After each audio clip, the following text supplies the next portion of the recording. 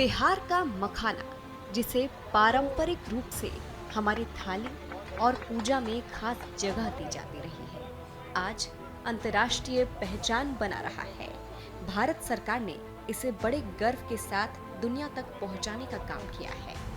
पटना से केंद्रीय वाणिज्य एवं उद्योग मंत्री पीयूष गोयल ने अमेरिका सहित 3 देशों के लिए मखाने की पहली खेप को हरी झंडी दिखाकर रवाना किया। ये सिर्फ एक खेप नहीं, बल्कि बिहार के किसानों की मेहनत, उनकी परंपरा और भारत की बढ़ती ताकत का प्रतीक है। मखाना, जिसे अंग्रेजी में फॉक्स नट्स कहा जाता है, सेहत के लिए सुपर फूड माना जाता है। कम कैलोरी, उच्च प्रोटीन और एंटीऑक्सीडेंट्स से भरपूर मखाना अब अमेरिकी और अन्य देशों की रसोई तक पहुंचने वाला है। ये बिहार की उपज को वैश्विक बाजार से जोड़ने का एक ऐतिहासिक कदम है। सरकार का मानना है कि इस एक्सपोर्ट से न सिर्फ किसानों की आमदनी में बढ़ोतरी होगी, बल्कि बिहार की वैश्विक छवि भी और मजबूत होगी। आत्मनिर्भर भारत के विजन में इस तरह के स्थानीय उत्पादों को वैश्विक स्तर तक पहुंचाना बेहद अहम माना जा रहा है। आज ये मखाना सिर्फ एक कृषि उत्पाद नहीं, बल्कि बिहार की संस्कृति, परंपरा और भारत की आर्थिक प्रगति का दूत बनकर दुनिया की यात्रा पर निकला है। बहुत ही गौरवान्वित महसूस कर रहा हूँ बिहार की प्रगति देखकर, बिहार के युवा युवती की उद्यमशीलता देखकर, उनका उत्साह देखकर। जिस प्रकार से माननीय प्रधानमंत्री नरेंद्र मोदी जी केंद्र में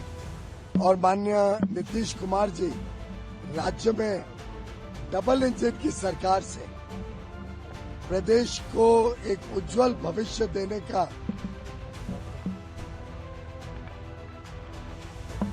कर्मठ काम, चाहे वो इंफ्रास्ट्रक्चर के क्षेत्र में हो, नए रोड, नए हाईवे, रेलवे का विस्तार, नए एयरपोर्ट, पर्यटन को बल, inland waterways, inland container port, चाहे वो गरीबों को गरीबी से निकालकर एक अच्छे जीवन की तरफ लेके जाने की काम हो, मुफ्त में घर, मुफ्त में स्वास्थ्य सेवा, मुफ्त में शिक्षा, मुफ्त में टॉयलेट, घर घर तक बिजली, घर घर तक डिजिटल कनेक्टिविटी, घर घर तक पानी पहुंचे, चाहे वो सामान्य जनता को राहत देने की बात हो, अर्थव्यवस्था को मजबूत करने की बात हो, इनकम टैक्स में छूट, जीएसटी को कम करके लोगों को और सुविधा देना कि वो रोजमर्रा के खर्चे उनके कम हो, किसानों की आमदनी बढ़ाने के लिए किसानों को सहायता देना, किसानी क्षेत्र में जो उत्पादन है उसका फूड प्रोसेसिंग, वैल्यू एडिशन करके, जैसे आज बिहार से मखाना न्यूजीलैंड, कनाडा और यूएसए तीनों विकसित देशों में बिहार की बेटी ने तैयार करके भेजने का साहस किया। जिस प्रकार से बिहार एक सांस्कृतिक प्रदेश भी है, बिहार की विरासत हम सबको गौरवान्वित करती है, उसी प्रकार से अब बिहार का एक एक युवा युवती उद्यमी बनेगा, अपने पांव पे खड़े होगा, नए रोजगार का सृजन करेगा, नए प्रयोग, नवाचार के साथ अपने आप को जोड़ेगा। और मुझे पूरा विश्वास है ये जो प्रगति, ये जो विकास बिहार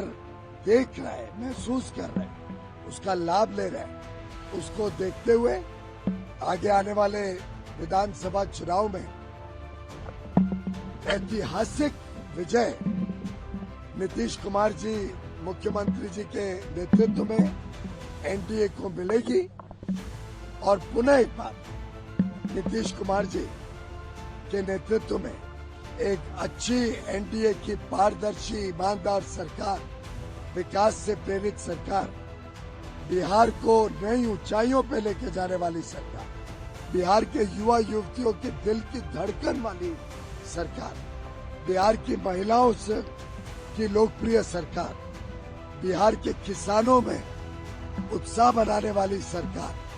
फिर एक बार एनडीए की सरकार जेडीयू, बीजेपी, एलजेपी, एचएम और हमारे अन्य मित्र दलों के साथ मिलकर हम एक अच्छी सरकार, जनता के सेवक के रूप में काम करने वाली सरकार चुनकर लाएंगे और बिहार को नई ऊंचाइयों तक लेके जाएंगे। आज उप मुख्यमंत्री मेरे भाई सम्राट चौधरी जी ने कहा कि गया में तो पार्क आ ही रहा है, और मैं बधाई दूंगा नीतीश जी को कि 1700 एकड़ के पार्क में के बदले अब 3000 एकड़ का पार्क बनाने का निर्णय लिया है।